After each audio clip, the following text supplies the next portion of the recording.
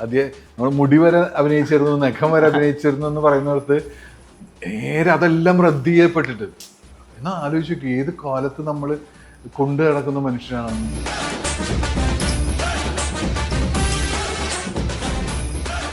അതിനൊക്കെ മറികടന്നുകൊണ്ട് അത്രം മോശം പ്രചാരണത്തിൽ നിന്നൊക്കെ മറികടന്നുകൊണ്ട് ഇല്ല ഞാൻ ഇവിടെ തന്നെയുണ്ട്, ഞാൻ തുടരുക തന്നെ ചെയ്യുമെന്ന് പറയുന്ന ഒരു സിനിമ ഉണ്ടാവുക എന്നുള്ളത് മഴ നനയാലല്ലോ കുട്ടിച്ച.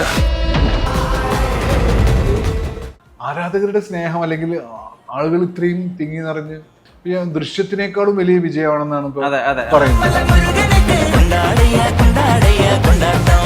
ഇയാൾ ഭയങ്കര വലിയ നടനുണ്ട്, ഇയാളൊരു കഥകളി നടനാണല്ലോ, അയാൾ വലിയ നടൻ. അപ്പൊ ഇയാളുടെ ഒരു ഔട്ട്പുട്ട് കിട്ടുന്നവരെ അല്ലെങ്കിൽ അയാൾ ആഗ്രഹിക്കുന്ന ഒരു സാധനം വരുന്നതുവരെ ഇയാളിങ്ങനെ ഓരോ നടന്മാരെയും വർക്ക് ചെയ്തുകൊണ്ടേയിരിക്കും.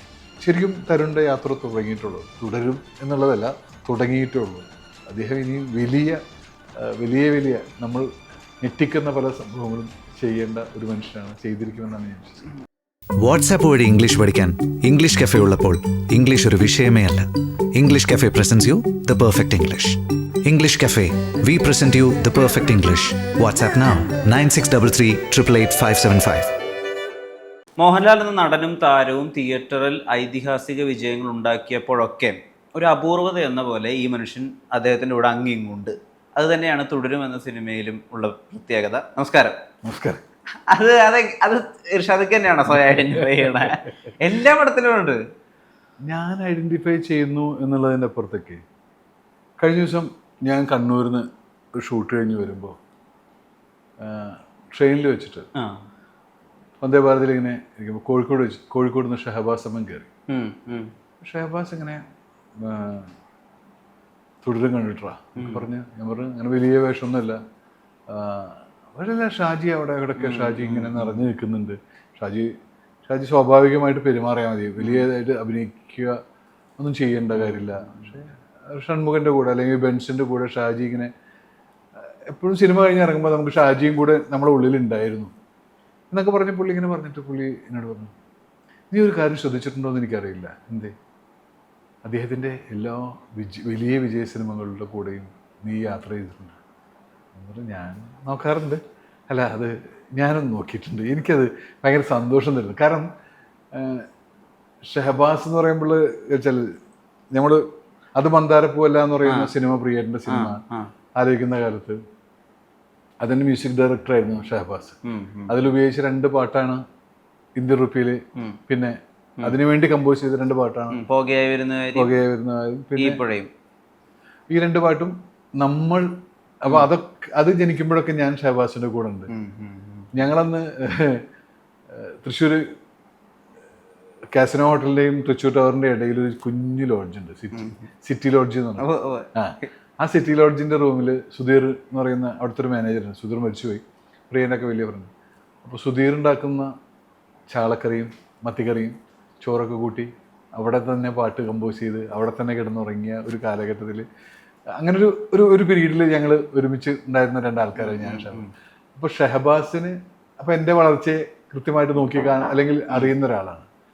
അപ്പോൾ അതുകൊണ്ട് കൂടിയാവാം ഷഹബാസ് ഇത് ഭയങ്കരമായിട്ട് നോട്ട് ചെയ്യുകയും. അപ്പം ഞാൻ വിചാരിച്ചു ഞാനൊക്കെ ആയിരിക്കും നമ്മളിതിങ്ങനെ മെൻഷൻ ചെയ്തില്ല, ആ സിനിമയിൽ ഞാൻ ഉണ്ടായിരുന്നു, ആ വിജയ്. ഇപ്പോൾ കഴിഞ്ഞ ദിവസം മണിമല രാജേട്ടൻ്റെ അടുത്ത് പറഞ്ഞപ്പോൾ നമ്മളൊക്കെ വിളിക്കാൻ പറയടാ വലിയ വിജയം ഉണ്ടാക്കണമെങ്കിൽ എന്നൊക്കെ പറഞ്ഞിട്ട് അടുത്ത് നമ്മൾ നരസിംഹത്തിൽ ഒരുമിച്ചുണ്ടായിരുന്നില്ലേ. ഞാൻ പറഞ്ഞു ദൃശ്യത്തിൽ ഞാനുണ്ടായിരുന്നു, ചേട്ടനുണ്ടായിരുന്നില്ല.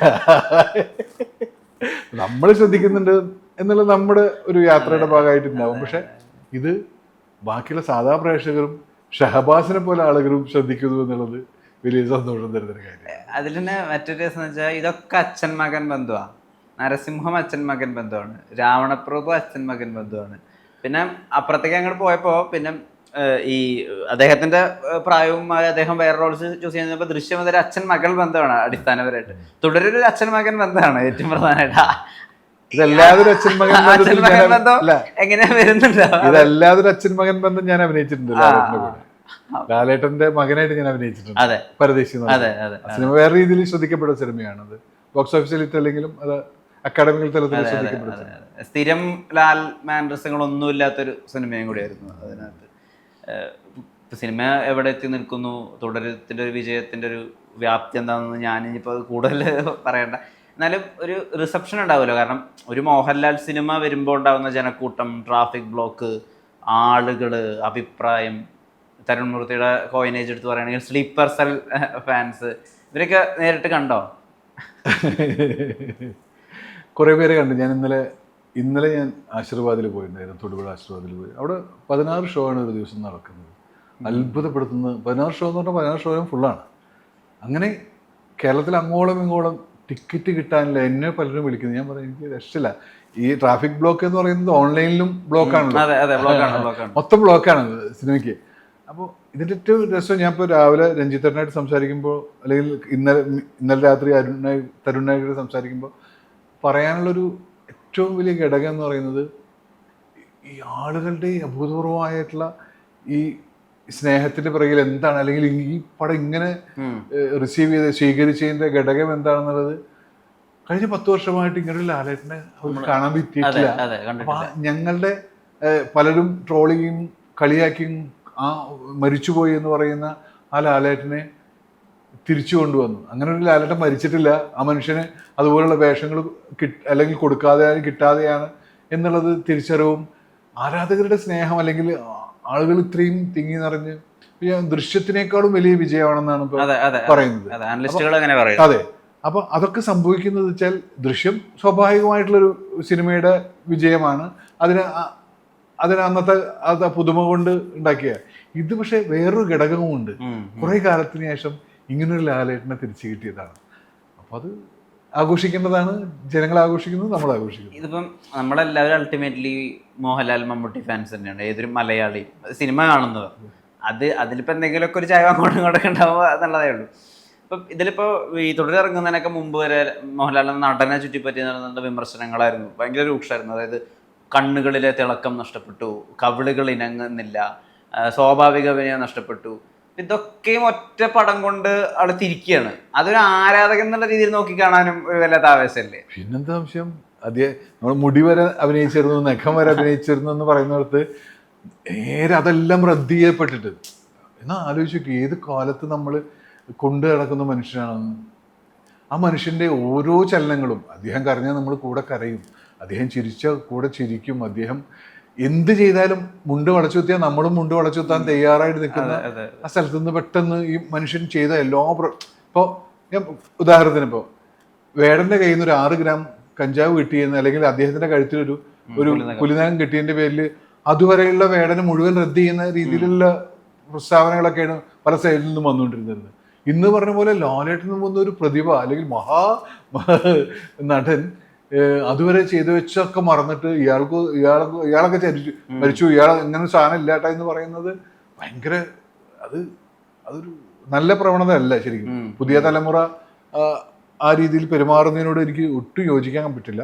എന്തായാലും അതിനൊക്കെ മറികടന്നുകൊണ്ട് അത്രം മോശം പ്രചാരണത്തിൽ നിന്നൊക്കെ മറികടന്നുകൊണ്ട് ഇല്ല ഞാൻ ഇവിടെ തന്നെയുണ്ട്, ഞാൻ തുടരുക തന്നെ ചെയ്യുമെന്ന് പറയുന്ന ഒരു സിനിമ ഉണ്ടാവുക എന്നുള്ളത് അതിന് തരുണിനോടും KR സുനിലിനോടും രജപുത്രജിത്തിനോടൊക്കെ നമ്മൾ കടപ്പെട്ടിരിക്കുന്നു. തരുൺമൂർത്തി എന്നുള്ള ഒരാളുടെ കാലിബർ ഷാദിക്ക് മനസ്സിലാക്കിയിട്ടുണ്ട്. നമ്മൾ അതിനെ പറ്റിയിട്ട് അല്ലാതെയും മറ്റ് ഇന്റർവ്യൂകൾ നമ്മൾ സംസാരിക്കാറുണ്ട്.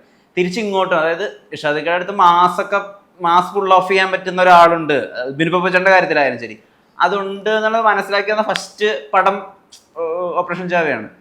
അവിടെ നിന്ന് അങ്ങോട്ട് ഇങ്ങോട്ട് അതിനുശേഷം വരുന്നു സൗദികളൊക്കെ വരുന്നു, തുടരും വരുന്നു. അവിടേക്ക് എത്തുമ്പോൾ അയാൾ എസ്റ്റാബ്ലിഷ്ഡ് ആയി കഴിഞ്ഞു. ഇപ്പൊ ഇന്ത്യയിൽ ആരും അദ്ദേഹത്തിന് ഡേറ്റ് കൊടുക്കും എന്നുള്ള രീതിയിലായി. അപ്പോൾ ഒരു സഹയാത്രികന്റെ വളർച്ച അതെങ്ങനെ നോക്കിക്കാണും? ഞാൻ ഇപ്പൊ തുടക്കത്തിൽ പറഞ്ഞല്ലോ, തരുണിന്റെ ആദ്യ സിനിമയിൽ തന്നെ അത് ആ മേക്കിംഗ് കാണുമ്പോഴേ നമുക്ക് അറിയാം. അല്ലെങ്കിൽ അദ്ദേഹം കഥ പറയാൻ വിളിക്കുമ്പോഴും ഫോണിലൂടെ നമ്മളോട് സംസാരിക്കുമ്പോഴും അത് കഴിഞ്ഞ് നേരിട്ട് വരുമ്പോഴും ആ ഫയർ നമ്മൾ തിരിച്ചറിയുന്നു, ആ പ്രതിഭയെ നമ്മൾ മനസ്സിലാക്കുന്നുണ്ട്. അത് കഴിഞ്ഞ് ഷൂട്ട് തുടങ്ങിയ ശേഷം ഈ അടുത്ത കാലത്തൊന്നും അത്രയും റീടേക്ക് പോയുള്ള ഒരു കഥാപാത്രം ഉണ്ടായിട്ടില്ല എനിക്ക്. പേഴ്സണലി ഞാൻ 8 ഡേക്ക് 9 ഡേക്കൊക്കെ പോയിട്ടുണ്ട്. അപ്പൊ ഞാൻ തരുണിനോട് ചോദിക്കുമ്പോൾ എനിക്ക് അതല്ല, അപ്പൊ ഇയാളൊരു വെച്ചാൽ ഇയാൾ ഭയങ്കര വലിയ നടനുണ്ടല്ലോ, ഇയാളൊരു കഥകളി നടനാണല്ലോ, ഇയാൾ വലിയ നടൻ. അപ്പൊ ഇയാളുടെ ഒരു ഈ ഔട്ട്പുട്ട് കിട്ടുന്നവരെ, അല്ലെങ്കിൽ അയാൾ ആഗ്രഹിക്കുന്ന ഒരു സാധനം വരുന്നത് വരെ ഇയാളിങ്ങനെ ഓരോ നടന്മാരെയും വർക്ക് ചെയ്തുകൊണ്ടേയിരിക്കും. അപ്പോഴെനിക്ക് മനസ്സിലായി ഇത് ആൾ ചില്ലറക്കാരനല്ല. അല്ലെങ്കിൽ ഫസ്റ്റ് പടല്ലേ, നമുക്ക് വേണമെങ്കിൽ ഇതൊക്കെ അല്ലെങ്കിൽ എത്ര വർഷമായിട്ട് ഷാക്ക് അഭിനയിക്കുന്നതാണ്, കുഴപ്പമില്ല. ആ കുഴപ്പമില്ലായില്ല. അയാളുടെ വിഷൻ ഉണ്ട്. അതിലേക്ക് എത്തുന്നത് വരെ ഒരു സീനൊക്കെ എനിക്ക് നല്ല ഓർമ്മയുണ്ട്. ഒരു ദിവസം ഷൂട്ട് ചെയ്ത് കഴിഞ്ഞിട്ട് ഞാൻ പറയാം, ഏതാ സീനെന്ന് പോലും ഞാൻ പറയാം, ആ പിള്ളേർക്ക് നാളെ മുതൽ നിങ്ങൾ പിരിഞ്ഞു പോകണം ഇല്ല എന്ന് പറയുന്ന സീൻ, അത് ഷൂട്ട് ചെയ്ത് കഴിഞ്ഞിട്ട് എഡിറ്റ് ചെയ്തിട്ട് പിറ്റേ ദിവസം നമ്മൾ അവിടെ തന്നെ ഷൂട്ട് ചെയ്യുന്നു. അപ്പോൾ എന്നോട് പറഞ്ഞേക്കുക, നമുക്കൊന്നുകൂടി ചെയ്യാം, ഇന്നലെ ചെയ്ത സീൻ ഒന്നും കൂടി ചെയ്യാം. ഒത്തിരി ഡ്രാമ കയറിയിട്ടുണ്ട് ഷാക്കാട് ആക്ടിങ്ങിൽ. ഇന്നലെ ഞാൻ ചെയ്യുമ്പോൾ എനിക്കത് ഫീൽ ചെയ്തിരുന്നു. പക്ഷേ ആ സീനിനൊരു ഡ്രാമ ആവശ്യമുള്ളൊരു സീനാണ്. പക്ഷെ ഒന്നും കൂടി ഒരു ലെവൽ, ഒരു പൊടിക്കും കൂടി താഴ്ത്തി നമുക്ക് ചെയ്താലോ. എൻ്റെ ലൈഫിലൊക്കെ ആദ്യമായിട്ടാണ് ഞാൻ അങ്ങനെയൊക്കെ, മീൻസ് നാളെ പിറ്റേ ദിവസം പോയിട്ട്, ഞാൻ കേട്ടിട്ടുണ്ട് ഇപ്പോൾ ഫഹദും ദിലീഷൊക്കെ ചെയ്യുമ്പോൾ നമ്മൾ ഇന്നലെ ചെയ്ത് ശരിയല്ലല്ലോ, നമുക്കൊന്നും ചെയ്താലോ എന്നൊക്കെ പറയുന്ന അവർക്ക് ഇഷ്ടംപോലെ സ്വാതന്ത്ര്യമുണ്ട്. ഞാൻ പറയാം, വൂൾഫ് എന്ന് പറയുന്ന സിനിമ 18 ദിവസം കൊണ്ടാണ് ഷൂട്ട് ചെയ്തത്. ഒരു റീടേക്ക് പോലും ഇല്ലാതെ അഭിനയിക്കേണ്ട അവസ്ഥയുണ്ടായത്. കാരണം അത്രേ ദിവസമുള്ളൂ, അത്രേ ബഡ്ജറ്റുള്ളൂ. ഒന്നും അതല്ല, നമുക്കൊരു കുറച്ച് ദിവസങ്ങൾ കൂടുതൽ ഉണ്ടെങ്കിൽ നമുക്ക് വേണമെങ്കിൽ ഷാജി അസീസിന് ഇങ്ങനെ, എനിക്ക് ഷാജി അസീസ് തന്നെ വർക്ക് ചെയ്യില്ല. ഷാജി പറഞ്ഞു, നീ ചെയ്ത് ഓക്കെ വെക്കുക, അത്രേ ഉള്ളൂ, അതിലപ്പുറത്തേക്ക് നമുക്കൊന്നും ചെയ്യാനില്ല എന്ന് പറഞ്ഞു. ഞാനും ഷാജിയും കൂടി ആദ്യം സംസാരിച്ച് ഒരു പ്ലാനിൽ എത്തിയിട്ടുണ്ട്. ഇനി അതിലപ്പുറത്തേക്ക് ഒരു ആക്ടർ വർക്ക് ചെയ്യാൻ. അപ്പോൾ ഇവിടെ അങ്ങനെയൊക്കെയുള്ള സമയത്ത് പോലും വളരെ പരിമിതമായ ആദ്യത്തെ സിനിമയാണ്. എന്നിട്ടും അദ്ദേഹം അത് നമ്മൾ റീടേക്ക് ചെയ്യാമെന്ന് പറയുമ്പോൾ അത് അദ്ദേഹത്തിനുള്ള വിശ്വാസം കൊണ്ടാണ്, അദ്ദേഹത്തിനുള്ള പ്രതിഭ അന്നേ ഞാൻ തിരിച്ചറിഞ്ഞിട്ടുള്ളത്. അതുകൊണ്ട് തന്നെ ശരിക്കും തരുണിൻ്റെ യാത്ര തുടങ്ങിയിട്ടുള്ളത്, തുടരും എന്നുള്ളതല്ല, തുടങ്ങിയിട്ടുള്ളൂ. അദ്ദേഹം ഇനി വലിയ നമ്മൾ ഞെട്ടിക്കുന്ന പല സംഭവങ്ങളും ചെയ്യേണ്ട ഒരു മനുഷ്യനാണ്, ചെയ്തിരിക്കുമെന്നാണ് ഞാൻ വിശ്വസിക്കുന്നത്. അതിൽ തന്നെ ഇപ്പോൾ ഒരു സമയത്ത് എത്രയോ റീൽസിലും വാട്സപ്പ് സ്റ്റാറ്റസിലൊക്കെ വന്നു നടന്നതാണ്, അവളുടെ അവസ്ഥ കാരണം അവള് മറ്റൊരു കല്യാണത്തിന് വേണ്ടിയിട്ട് പോയതാണ്, അല്ലാണ്ട് തേപ്പല്ല. അപ്പോൾ പറയുന്നുണ്ട്, എടാ ഇപ്പോഴാ പ്രതിഭാസത്തിന് പറയുന്നത് അത് തന്നെയാണെന്ന് പറയുന്നത്. ഒട്ടും ഡ്രാമ ഇല്ലാതെ ഇപ്പോൾ വേറെ ഏതെങ്കിലും ട്രീറ്റ് ചെയ്യുന്ന അതിന് കുറച്ചും കൂടി ഒരു ഫൺ കൊടുത്ത്, അതിന് കുറച്ചും കൂടി ഡ്രാമ കൊടുത്ത് അങ്ങനെ അതിനെ ട്രീറ്റ് ചെയ്തതാണ്. കാരണം ഒരു പഞ്ച് ലൈൻ ആണല്ലോ, അത് വളരെ ഈസി ആയിട്ടാണ് ഡെലിവർ ചെയ്യുന്നത്.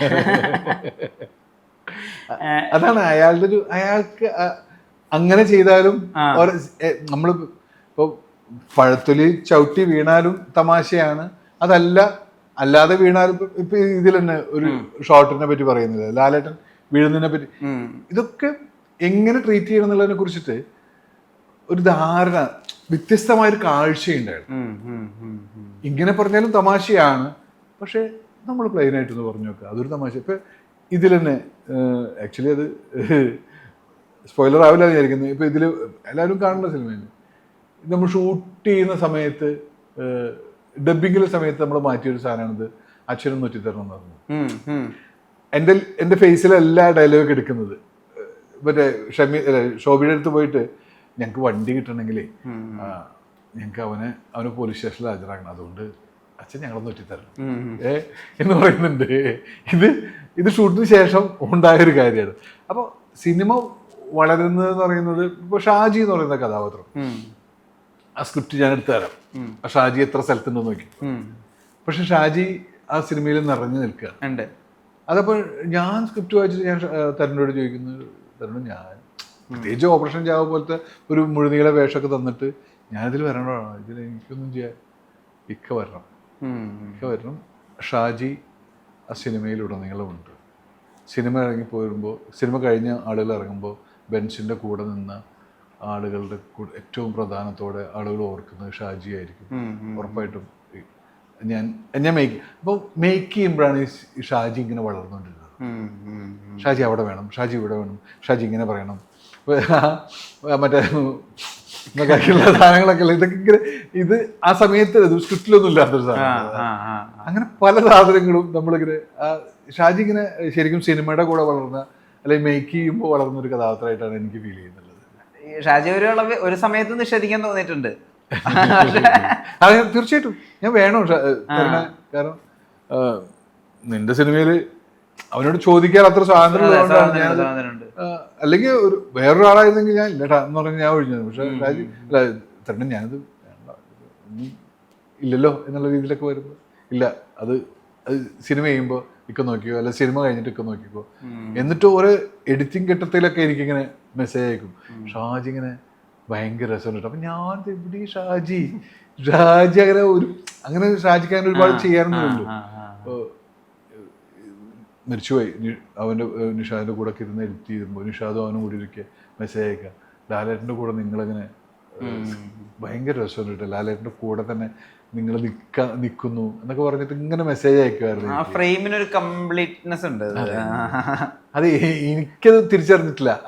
അതാണ് അവൻ്റെ മിടുക്ക് എന്ന് പറഞ്ഞു. ഞാൻ ഇത്ര വലിയ സംഭവം ഉണ്ടാ എന്നൊക്കെ തോന്നിയായിരുന്നു. ഈ വൈറ്റ് ആൻഡ് വൈറ്റ് ഡ്രസ്സും ഫുൾ സോൾട്ടും അത് ഹെയർ സ്റ്റൈലും അതാരുടെ? സാൾട്ട് ആൻഡ് പെപ്പർ ഞാനത് ആ സമയത്ത് ഞാനങ്ങനെ ഒരു പരിപാടി പിടിച്ചതാണ്.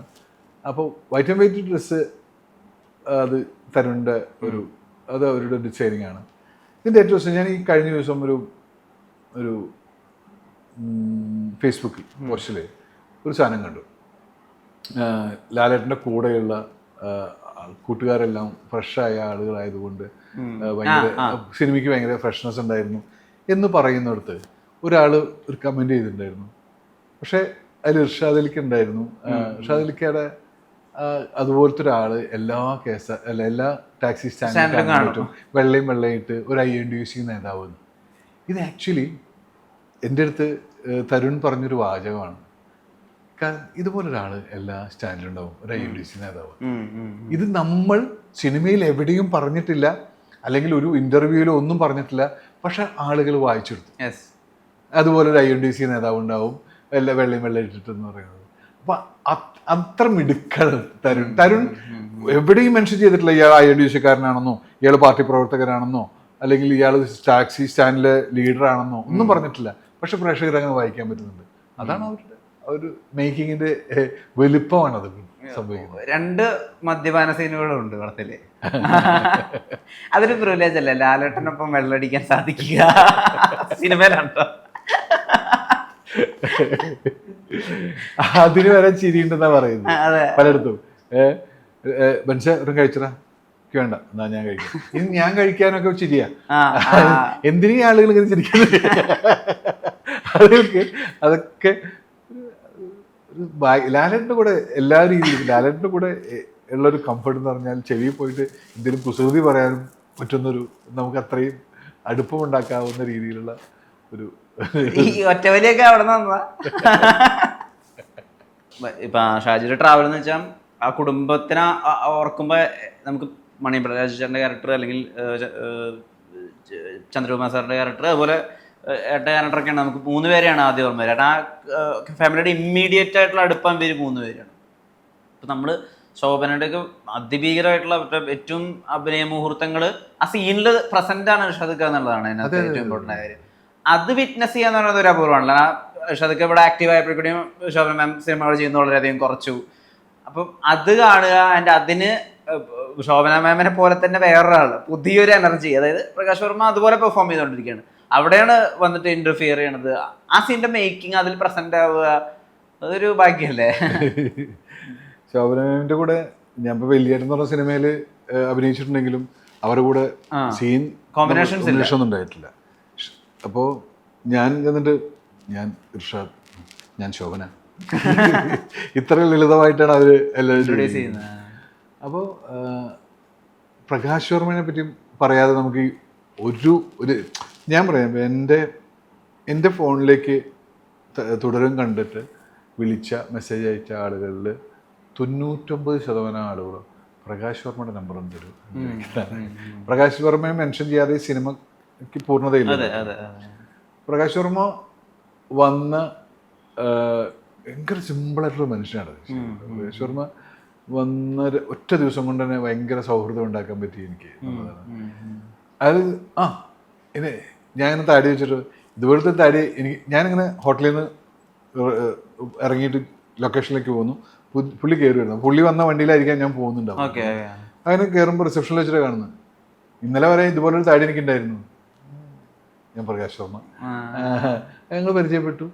അതൊരു വലിയ ആ സൗഹൃദം ഭയങ്കര രസമായിട്ട് കൊണ്ടുപോകാൻ പറ്റി. അയാളെ തരുൺ വർക്ക് ചെയ്യിപ്പിച്ചാണ്. ഞാൻ പറയല്ലേ, തരുൺ എന്ന് പറയുന്ന സംവിധായകൻ്റെ അയാളിങ്ങനെ ഇങ്ങനെ ഇങ്ങനെ കൊണ്ടുപോകുമായിരുന്നു പ്രകാശ് വർമ്മയുടെ ക്യാരക്ടറിൻ്റെ ഓരോ ഗ്രോത്തും.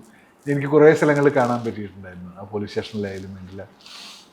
അപ്പോൾ ഇവരൊക്കെ കൂടെ നമ്മൾ ഒരു വലിയ ഷെയർ ചെയ്യപ്പെടുക, സ്ക്രീൻ ഷെയർ ചെയ്യാന്നൊക്കെ പറയുന്നത് വലിയ. ഈ പ്രകാശ് വർമ്മ ഇത്രയും ശ്രദ്ധിക്കപ്പെടും അല്ലെങ്കിൽ ഇത്രയും സംസാരിക്കപ്പെടുന്ന ആ സെറ്റിൽ ഉണ്ടായിരുന്നപ്പോഴാണ് തോന്നിയിരുന്നു? ഞാൻ സെറ്റിലല്ല, ഞാൻ സ്ക്രിപ്റ്റ് വായിച്ചപ്പോഴാണ് ഇതാരാ ചെയ്യണമെന്നുള്ളതാണ്. നമുക്കതുപോലെയല്ല നോട്ടം തരാ, ഇതാരാവും ചെയ്യുക, ഇതൊക്കെ കിട്ടിയിരുന്നെങ്കിൽ എന്ന് നമ്മൾ അറിയാതെ ആലോചിച്ചു. സ്ക്രിപ്റ്റ് വായിച്ചു, അയ്യോ ഇതാരാ കാസ്റ്റ് ആയിട്ടില്ലക്കാ, നമുക്ക് ഇങ്ങനെ നോക്കിക്കൊണ്ടിരിക്കുന്നുണ്ട്, ഹിന്ദിയിൽ നിന്ന് ഒരാളുണ്ട് എന്നൊക്കെ ഹിന്ദി പക്ഷേ മലയാളം ലുക്ക് വേണ്ടേ, അതുകൊണ്ടാണ് പ്രശ്നം എന്നൊക്കെ പറഞ്ഞ് ഇങ്ങനെ നിൽക്കുന്നത്. പ്രകാശ് വർമ്മയിലേക്കൊക്കെ എത്തുമ്പോൾ അറിഞ്ഞിട്ടുണ്ട്. അപ്പോൾ നമ്മൾ അതൊക്കെ അപ്പോൾ സ്ക്രിപ്റ്റ് വായിച്ചപ്പോഴേ എനിക്കറിയായിരുന്നു ഇത് പൊള്ളിക്കും, ഇത് ആര് വന്നാലും കയ്യടി മേടിച്ചിട്ടേ പോവുള്ളൂ എന്നുള്ളത് അറിയായിരുന്നു. അദ്ദേഹം ഈ പുറമേ ഉള്ള മാന്യത കാണിച്ച് ഉള്ളിൽ അത്രയും വിഷം നിറച്ചിട്ടുള്ള ഒരാളായിട്ട് പ്രസന്റ് ആവുന്ന രീതി, സ്ഥിരമായിട്ടുള്ള ഒരു വാർപ്പ് മാതൃക വില്ലനെയും ക്യാരി ചെയ്യുന്നില്ല. ഈ ഹലോ ഒക്കെ ആളുകൾ ഭയങ്കരമായിട്ട് ഏറ്റെടുത്തു എന്നുള്ളതാ. ആൻഡ് അതൊരു അദ്ദേഹത്തെ അങ്ങനെ അങ്ങനെ കൈ വെച്ചിട്ട് അതൊക്കെ അതാ പറഞ്ഞത്. ഒരു അയാളെ കുറിച്ച് ഇങ്ങനെ വർക്ക് ചെയ്തിട്ടുള്ള ക്യാരക്ടറിന്റെ പൂർണ്ണത മനസ്സിലുണ്ടായിരുന്നു തരുന്നുണ്ടെന്നാണ് ഞാൻ തോന്നുന്നത്. ഞാൻ കണ്ടെടുത്തോളൂ കേട്ടോ. ഹലോ ഒക്കെ ഞാൻ സീനൊക്കെ എടുക്കുമ്പോൾ ഫസ്റ്റ് ഒക്കെ ഹലോ പറഞ്ഞ് വരുന്ന സാധനമൊക്കെ ഞാൻ ഉണ്ട് എടുക്കുമ്പോഴൊക്കെ. അപ്പോൾ തരുൺ പറഞ്ഞു കയ്യൊന്നും വെച്ചിട്ട് ഹലോ ഇത് അതൊക്കെ. കൊണ്ടാട്ട സോങ്ങിന് നിങ്ങൾ ആരും വിളിച്ചില്ലേ? ഇല്ല, സങ്കടമുണ്ട്. കൂടെ കുറെ പേര് ചാടാൻ നമുക്കും ചാടായിരുന്നില്ല, പക്ഷെ രൂപമൊക്കെ മാറിയായിരുന്നു. അത് ഇപ്പൊ ചെയ്തതല്ലേ. സിനിമകൾ വരുന്ന സമയത്ത് ഈ പുതിയ ആളുകളായിട്ട് കൊളാബറേറ്റ് ചെയ്യുന്നുണ്ടല്ലോ, അപ്പോഴൊക്കെ അതൊക്കെ ശ്രദ്ധിക്കപ്പെടുന്ന. ഇപ്പം ഗിരീഷൊക്കെ ആയിട്ട് വർക്ക് ചെയ്യുന്ന സമയത്ത് എനിക്കിപ്പോഴും ഞാനും സാറും ഒരേ വേവ് ലെങ്താന്നുള്ള എപ്പോഴും നമുക്ക് ഒരുപാട് ഈ സങ്കേതങ്ങളിലേക്ക് ചേരാൻ വേണ്ടിയിട്ട് സ്വയം ഒരു ഇനീഷ്യേറ്റീവ് എടുക്കുന്നുണ്ടോ? അതോ അതൊക്കെ വന്നു തരുന്നതാണോ? ബേസിക്കലി ഞാൻ ഭയങ്കര മടിയനായിട്ടുള്ളതാണ്. കുറേയൊക്കെ വന്നു ചേരുന്നതാണ്. ഞാൻ അന്വേഷിക്കുന്നില്ല എന്നല്ല, ഞാൻ അന്വേഷിച്ചതാവില്ല ചിലപ്പോൾ വന്നു ചേരുന്നതാണ്. ഞാൻ ചിലപ്പോൾ വേറെ ഒരു 10 പേരെ വിളിച്ചിട്ടുണ്ടാവും, അതൊന്നല്ലാതെ വേറൊരു ദിവസം ഒരു വിളി വരും. ഇപ്പം ഞാനിപ്പോൾ ചെയ്തുകൊണ്ടിരിക്കുന്ന ഒരു തമിഴ് വെബ് സീരീസാണ്. വിജയ് സേതുപതിയുടെ പ്രൊഡക്ഷൻ, വിജയ് സേതുപതി നായകനായിട്ടുള്ളത്. ഞാൻ ഒരു വർക്കും ചെയ്തിട്ടില്ല അതിന് വേണ്ടിയിട്ട്, പക്ഷെ സംഭവിക്കുന്നതാണ്. അപ്പം സിനിമ അങ്ങനെയാണ്, നമ്മൾ ശ്രമിക്കപ്പുറത്താവും വരെപ്പുറത്തുനിന്നാവും. ചിലപ്പോൾ ശ്രമിച്ചെടുത്ത് ഒന്നും നമ്മളുടെ കാൽക്കുലേഷനിലുള്ള കാര്യങ്ങളല്ല. നാളെ ഞാൻ ഭയങ്കര സൂപ്പർ സ്റ്റാർ ആവുന്നൊന്നും ഞാൻ വിചാരിച്ചിട്ട് ഒരാളും വരണ്ട. അതിനൊക്കെ നിറയെ ഉദാഹരണങ്ങൾക്ക് നമ്മുടെ കൺമുമ്പിൽ വന്നു പോയിട്ടുണ്ട്.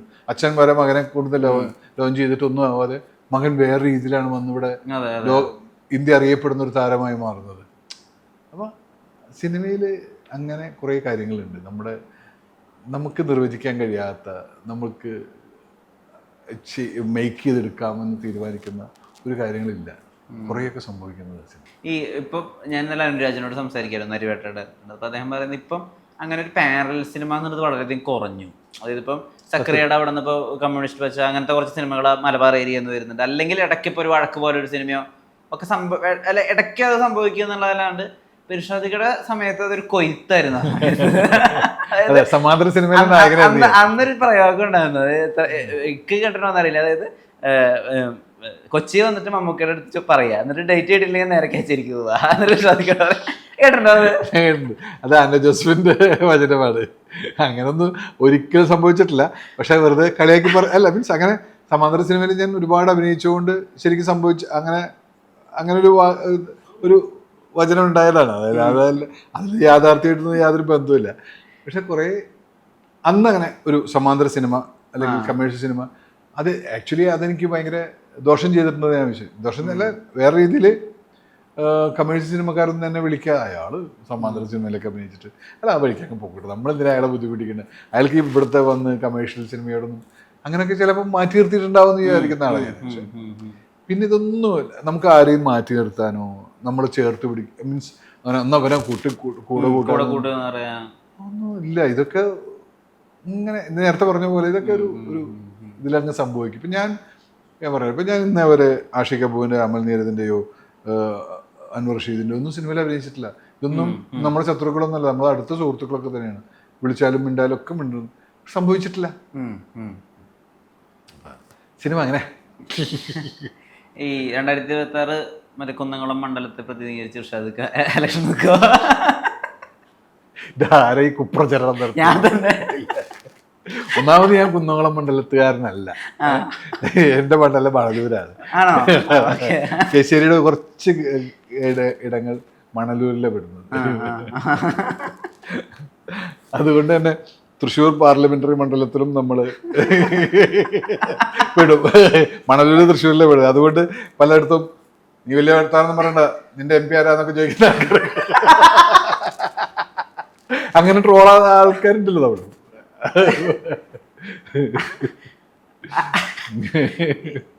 ഇപ്പം നമ്മുടെ സിനിമയിലെ നമ്മുടെ ഭയങ്കര സുഹൃത്തും അറിയാം, നമുക്ക് അത്രയും അടുപ്പുള്ള ഒരാളായിട്ട് നിൽക്കും, എന്നാൽ രാഷ്ട്രീയപരമായിട്ട് ഭയങ്കര ഒരു വിപരീത പദത്തിൽ നിൽക്കുന്ന ഒരു ആളുണ്ടാവുകയും ചെയ്യുന്ന ആ സാഹചര്യത്തെ എങ്ങനെ ഇർഷാദ് നേരിട്ട്? ഞാൻ കഴിഞ്ഞ ദിവസം ഒരു കാൻ ചാനലിൽ ഇന്റർവ്യൂവിൽ പറഞ്ഞിട്ടുണ്ട്, നിങ്ങൾ ആർക്കാണ് വോട്ട് ചെയ്തത്? ഞാൻ സുരേഷ് ഏട്ടനല്ല വോട്ട് ചെയ്തത്. ഞാൻ എൻ്റെ രാഷ്ട്രീയമായിട്ട് ഒരു തരത്തിലും യോജിക്കാൻ കഴിയാത്ത ഒരു വ്യക്തിയാണ്. പക്ഷെ പേഴ്സണലി സിനിമയിൽ എനിക്ക് ഒരുപാട് എന്നെ ആ സിനിമയിൽ അത് ഇർഷാദിനെ വിളിക്കുക എന്ന് പറഞ്ഞിട്ട് ഞാനിപ്പോൾ വരാഹത്തിൽ വരെ അഭിനയിച്ചിട്ടുണ്ട്. പിന്നെ ഡേറ്റ് ക്ലാഷ് കാരണം എനിക്ക് അതിന് പൂർണ്ണമായിട്ട് അഭിനയിക്കാൻ പറ്റിയിട്ടില്ല. അത് വിളിക്കണം എന്ന് പറയുന്നത് അദ്ദേഹമാണ്. അപ്പോൾ കാണുമ്പോൾ വളരെ സൗഹൃദത്തിൽ പെരുമാറുന്നു. പക്ഷെ നമ്മുടെ രണ്ടുപേരുടെയും ഐഡിയോളജി രണ്ടാണ്. അതിനോട് ഒരു തരത്തിലും നമുക്ക് യോജിക്കാൻ പറ്റില്ല. അങ്ങനെ മനുഷ്യന്മാരെ തരംതിരിക്കുന്ന ഒരു രാഷ്ട്രീയത്തിനോട് നമുക്ക് മനുഷ്യന്മാരെല്ലാവരും അല്ല, ഇതിപ്പോൾ ഒരു പോയിന്റ് കഴിയുമ്പോഴേ പലപ്പോഴും ഈ വര അങ്ങോട്ട് മാഞ്ഞു പോകും സിനിമാക്കാരുടെ അധികവും. കാരണം നിലപാടുകൾ പറയുന്നത് കുറഞ്ഞു പോകും, അല്ലെങ്കിൽ ഇപ്പോൾ എന്തെങ്കിലും ചോദിച്ചാൽ അതിന് അഭിപ്രായം പറയുന്നത് പല കാരണങ്ങളുണ്ടായിരിക്കാം. ചിലപ്പോൾ വിവാദങ്ങളിൽ പെട്ടു പോകുന്ന പഠിച്ചിട്ടായിരിക്കും. പക്ഷേ എനിക്ക് തോന്നുന്നു റൈറ്റ് ഫ്രം ഈ ഫേസ്ബുക്ക് തുടങ്ങിയ സമയം തൊട്ട് തന്നെ ഇടതുപക്ഷമാണ്, ഇടതുപക്ഷത്തോട് ചേർന്ന് നിൽക്കുകയാണ്. അതിലൊരു മാറ്റം വന്നിട്ടുമില്ല എത്രയോ കാലമായിട്ട്. അപ്പൊ വേറൊരു തിയറി വരില്ല വെച്ചാൽ വർഷങ്ങൾ കൂടുന്തോറും ഇർഷാദ് കുറച്ചുകൂടി ജനകീയനായിട്ടേ ഉള്ളൂ. അപ്പൊ ജനകീയനാകുമ്പോൾ സിനിമാ താരങ്ങൾ അവരുടെ രാഷ്ട്രീയ നിലപാടിന്റെ കടുപ്പം അങ്ങ് കുറച്ച് കുറയ്ക്കുന്നത് ശ്രദ്ധയപ്പെട്ടിട്ടുണ്ട്. ഈ കടുപ്പം എന്താ കുറയാത്ത? ഞാനങ്ങനെ എല്ലാ വിഷയത്തിലും കയറി ഇടപെട്ട് സംസാരിക്കുന്ന ഒരാളല്ല അടച്ചിരിക്കുന്നത്. അപ്പോൾ വേടന്റെ വിഷയത്തിൽ ഞാൻ പോസ്റ്റ് ഇട്ടിട്ടില്ല. ഞാൻ വേടന്റെ കൂടെ തന്നെയാണ്. പക്ഷെ ഞാൻ എല്ലാ കാര്യത്തിലും ഇങ്ങനെ കയറി എനിക്കങ്ങനെ ഭയങ്കരമായിട്ട് ഫീൽ ചെയ്യുന്ന ഒരു കാര്യത്തിൽ ഞാൻ കയറി പോസ്റ്റ് ഇടാറുള്ളൂ.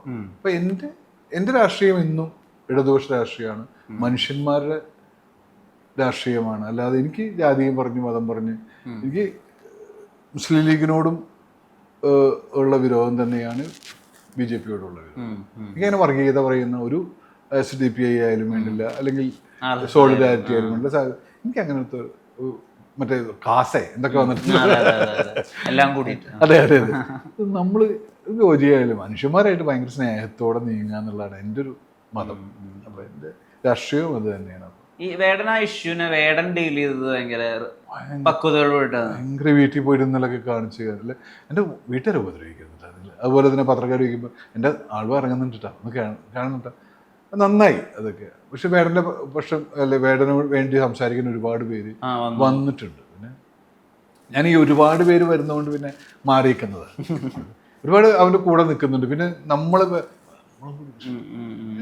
അവനെ സപ്പോർട്ട് ചെയ്യാനുണ്ട്. അതാണ് നമുക്ക് ഇഷ്ടമുള്ളത് തന്നെയാണ്. അപ്പം അത്രേ ഉള്ളൂ. അല്ലാതെ നാട്ടിൽ നിന്ന് വേറൊരു റാപ്പർ വന്നിട്ടുണ്ടായിരുന്നു നിങ്ങളുടെ വീടിൻ്റെ ഒക്കെ അടുത്തുനിന്ന്, ചങ്ങനകുളത്തുനിന്ന് ഒരു റാപ്പർ വന്നിട്ടുണ്ടായിരുന്നു. അപ്പൊ അദ്ദേഹത്തിന് ഭയങ്കര വിമർശനങ്ങളൊക്കെ നേരിട്ടുണ്ടായിരുന്നു സ്റ്റേജിലെ പെരുമാറ്റം കൊണ്ടൊക്കെ. ശ്രദ്ധിക്കാറുണ്ടായിരുന്നു? ശ്രദ്ധിക്കാറുണ്ടായിരുന്നു ഒക്കെ ഉണ്ട്.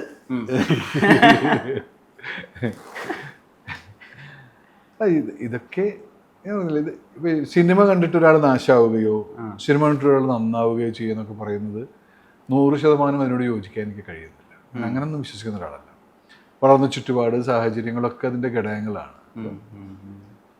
ഇപ്പം ഞാനെന്ന വ്യക്തി ചെയ്യാവുന്നതിൻ്റെ ഒരു ലിമിറ്റ് എനിക്ക് നല്ല ബോധ്യമുണ്ട്. കാരണം അതെൻ്റെ വീടിനെ ബാധിക്കുമോ, എൻ്റെ സഹോദരികളെ ബാധിക്കുമോ, സഹോദരന്മാരെ ബാധിക്കുമോ, ഇതൊക്കെ അങ്ങനെയൊക്കെ ചിന്ത.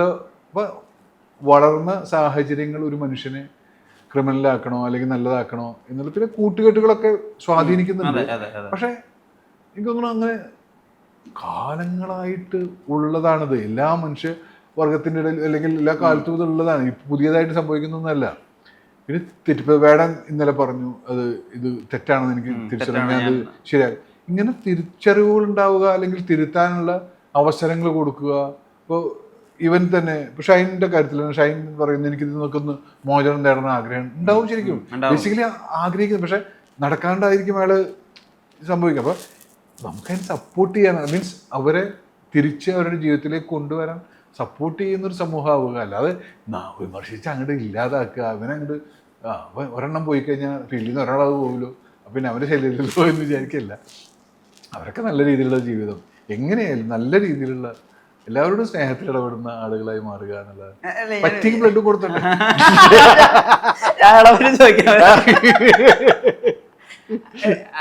അയാള് ഇപ്പൊ ഉത്തരവാദിത്തം ഇല്ലാത്തൊരു കാര്യമാണ് പുള്ളി ചെയ്തത്, അത് ഞാനില്ല എന്ന് പറയുന്നില്ല. പക്ഷെ സ്റ്റിൽ അയാളൊരു അസാമാന്യ ഫിലിം മേക്കർ ആണല്ലേ ഈ ഡയലോഗ് പറയിപ്പിച്ച ആള്.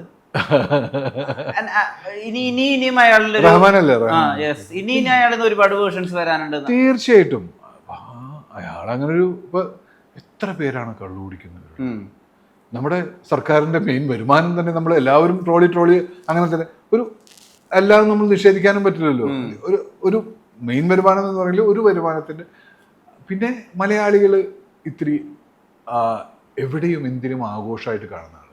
ഈ ആഘോഷം ഒന്നും കൂടി പൊലിമയുണ്ടാക്കാൻ വേണ്ടി അവരിത്തിരി ലഹരിയൊക്കെ ഉപയോഗിക്കുന്ന ആളുകളാണ്. ആ കള്ളിൻ്റെ കൂടെ ഇപ്പോൾ ഈ ഹൈബ്രിഡ് എന്നൊക്കെ പറയുന്ന സാധനങ്ങളൊക്കെ വന്ന് ചേർന്നിട്ടുണ്ട്. ഈ മെത്ത് വന്നിട്ടുണ്ട്. അപ്പോൾ ഇതൊക്കെ ഓരോ കാലത്തും ഓരോ സാധനങ്ങളായിട്ട് ഇറങ്ങിയിട്ടുണ്ട്. കറുപ്പായാലും ഏത് കാലത്ത് കറുപ്പ്. അതെ. അപ്പോൾ ഇതതിൻ്റെ ഇത് വേണ്ട അല്ലെങ്കിൽ പാടില്ല. ഇപ്പം വിദേശ രാജ്യങ്ങളിൽ പോയി കഴിഞ്ഞാൽ സുഖം. ഇപ്പം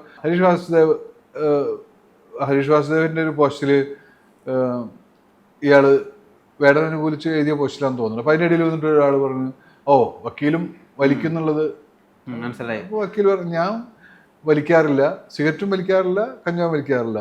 എനിക്ക് വലിക്കണമെന്നുണ്ടെങ്കിൽ ഞാൻ ഓപ്പണായിട്ട് വലിക്കും. കാരണം ഇത് ഓപ്പണായിട്ടുള്ള വലിക്കാവുന്ന സ്ഥലങ്ങൾ ഇഷ്ടംപോലെ ലോകത്തുണ്ട്. ഇതാണ് അവസ്ഥ. അപ്പോൾ ഇതൊക്കെ ലീഗലൈസ് ചെയ്ത രാജ്യങ്ങളിലുള്ള സ്ഥലത്ത് അപ്പോൾ അങ്ങനെ ഒരു ഗ്രാം ഉപയോഗിച്ചു എന്നുള്ളത് അത്ര വലിയ തെറ്റെന്ന് ഞാൻ പറയുന്നില്ല. പക്ഷെ അത് നിയമവിരുദ്ധമാണ് എന്നുള്ളതാണ് നമ്മുടെ നാട്ടിൽ. പണ്ട് ഈ കഞ്ചാവ് എന്ന് പറഞ്ഞ സാധനം മരുന്നുകളിലൊക്കെ ഉപയോഗിച്ചിരുന്നു പൂർവികര്. അപ്പോൾ നമ്മുടെ നിയമവ്യവസ്ഥയ്ക്ക് എതിരായിട്ടുള്ള കാര്യമാണ് ഇവർ ചെയ്തത്. എങ്ങനെ ഫീൽ ചെയ്യുന്നുണ്ട്? അതായത് ഇവരെ വല്ലാതെ ആരാധനയോടുകൂടി ഫോളോ ചെയ്യുന്നത് കൊണ്ടാണ് ഈ പ്രശ്നം സംഭവിക്കുന്നതെന്ന്. കാരണം അവരുടെ വോക്കിനെ മാത്രം നമ്മൾ വർഷിപ്പ് ചെയ്താൽ പോരെ, അവരുടെ ആസ് എ പേഴ്സൺ അവരെ വിട്ടുകളയാം. വേറൊരു പ്രശ്നമാണ് ഇതിൽ.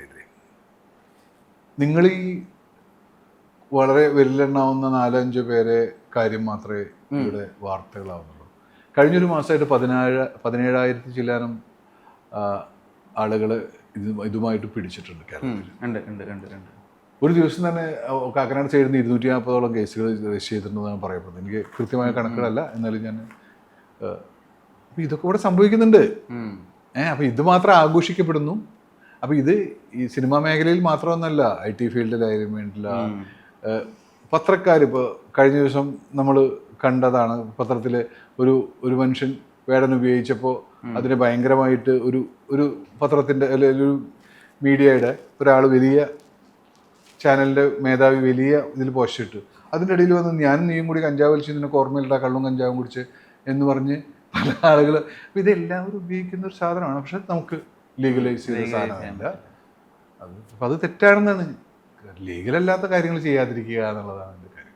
എന്തൊക്കെയാണ് അടുത്ത സിനിമാ പരിപാടികൾ? ഇനി ഇറങ്ങാനുള്ളത് പെണ്ണ് കേസ് ഉണ്ട്. അതുപോലെ മറ്റേ മുരളി ഗോപി സ്ക്രിപ്റ്റ് എഴുതിയിട്ട് കൃഷ്ണകുമാറിൻ്റെ ഒരു പടമുണ്ട്. പിന്നെ ഈ വെബ് സീരീസ് ഉണ്ട്. പിന്നെ ഞാൻ നായകനായിട്ടൊരു പടം ചെയ്തു വെച്ചിട്ടുണ്ട്. അതിൻ്റെ കാര്യങ്ങളിലേക്ക് ഷൂട്ട് കഴിഞ്ഞിട്ടുള്ള അതൊന്നും വേറെ അനൗൺസ്മെൻറ്റുകളൊന്നും ചെയ്യാതെ വളരെ സൈലൻ്റായിട്ടൊരു സിനിമ ചെയ്തു വെച്ചിട്ടുണ്ട്. അധികം വൈകാതെ അത് അനൗൺസ് ചെയ്യും. അടുത്ത മാസം ജിത്തുവിൻ്റെ പടം തുടങ്ങും.